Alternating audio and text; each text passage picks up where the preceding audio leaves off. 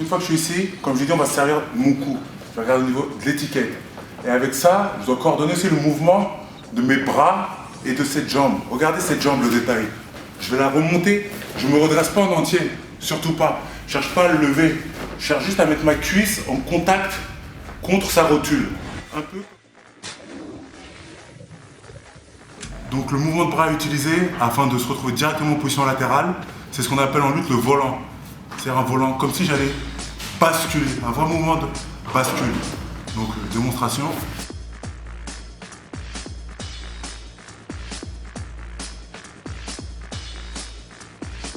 Vous voyez?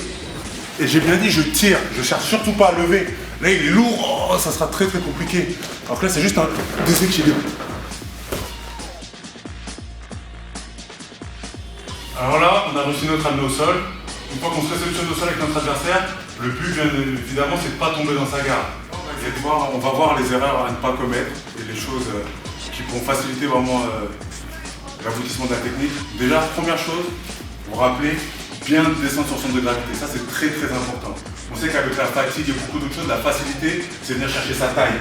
Ici, c'est des choses qu'on va très souvent voir, même à haut niveau. Parce que les athlètes sont fatigués, on perd de la lucidité, on vient ici le dos rond et on vient chercher la taille. Ici c'est très mauvais, c'est comme si vous essayez de porter un piano le dos rond.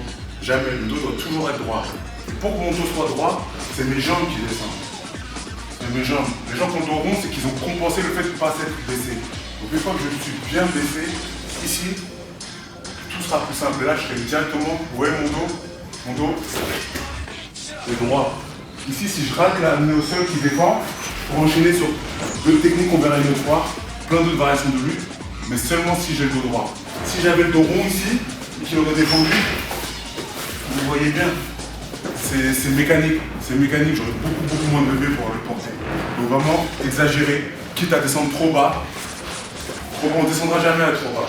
Vraiment insister, toujours passer le plus bas possible, le long du sol, et garder le dos très très droit. Pour des raisons de santé et pour des raisons d'efficacité aussi. Deuxième point très important, lorsque cette technique est effectuée en MMA, bien faire attention de quel côté on place notre tête.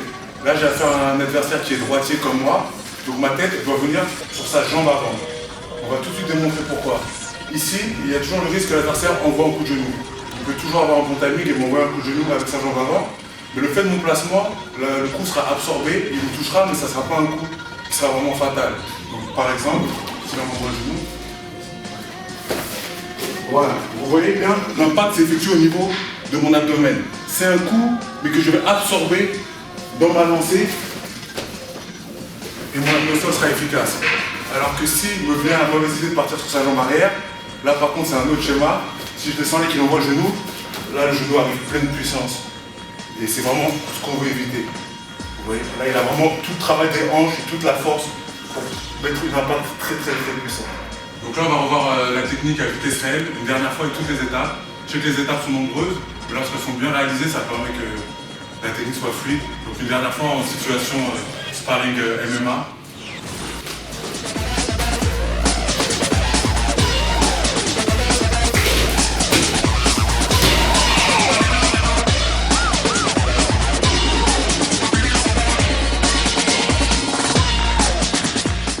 Alors voilà, aujourd'hui on vous a présenté le double leg avec mon partenaire d'entraînement Cédric Nasek. Et il y a encore beaucoup d'autres chapitres à voir. C'est vraiment une technique simple, mais qui doit être toujours pareil, de la pratique. Toujours répéter afin qu'elle devienne naturelle. Et voilà, je vous dis à bientôt.